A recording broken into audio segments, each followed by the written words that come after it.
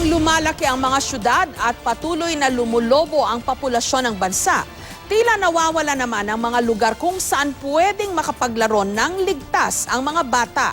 May report si Mark Salazar. Araw-araw sa bahaging ito ng Santa Mesa, ilang mga bata ang tila nakikipagpatintero kay kamatayan. Wala rin po kasi kami mapag-isipan ng paglaro. Diyan po kami maglalaro. Dahil sa kawalan ng mga palaruan, nalalagay daw sa bingit ng kapahamakan ng mga batang gaya ni Batusay. Kasabay kasi ng paglago ng komersyo at pagdami ng mga tao, patuloy namang lumiliit ang mga pampublikong espasyo, ang mga parke at palaruan sa mga komunidad.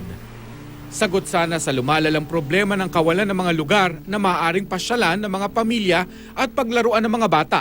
Dapat sana yung area para dito ay talagang nakareserba na.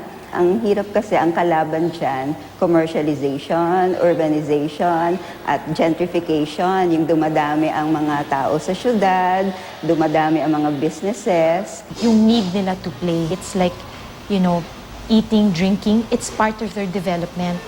And if you curtail that, if you remove that, just like pag hindi mo pakainin ng bata, hindi sila tumatangkad, hindi sila lumalaking normal.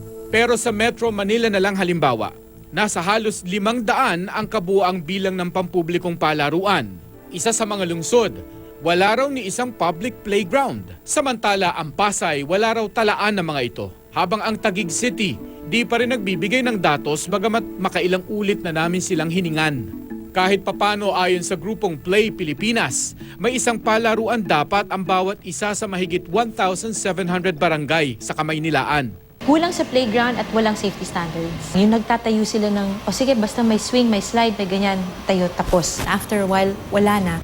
Kung mayroon mang mga palaruan, madalas daw na hindi naman ito napapangalagaan o kaya'y tuluyang napabayaan. Gaya ng palaruang ito sa Vitas sa Tondo, Maynila. Yun yung aming inabot. Unti-unti, pinapaayos ni Mayor yung buong Vitas na yan. Siguro within this year, tapos na yan.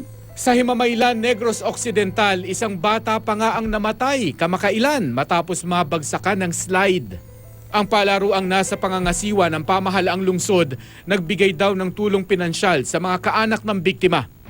Tungkulin ng mga lokal na pamahalaan ang pagtatalaga ng recreational areas sa kanilang comprehensive land use plans. Yun nga lang, usually what they submit only is yung yung plan na rini-reserve nila itong area na to for this purpose. They do not say that they will build this kind of facilities in that area. No? Ang approval namin goes only as to the use of the land. kahit nga ang mga subdivision minamandato ring maglaan ng open space na di bababa sa 30% ng kabuang lawak nito para sa mga parke, palaruan at recreational activities. Bagay na hindi laging nasusunod. Di na nga raw nakapagtataka kung bakit ang nagiging alternatibo raw ngayon ng maraming pamilya ang pamamasyal sa mga mall at iba pang kahalintulad ng mga establishmento. Kasi nga, there's a need at wala naman na available na facilities provided by the government. Mark Salazar, GMA News.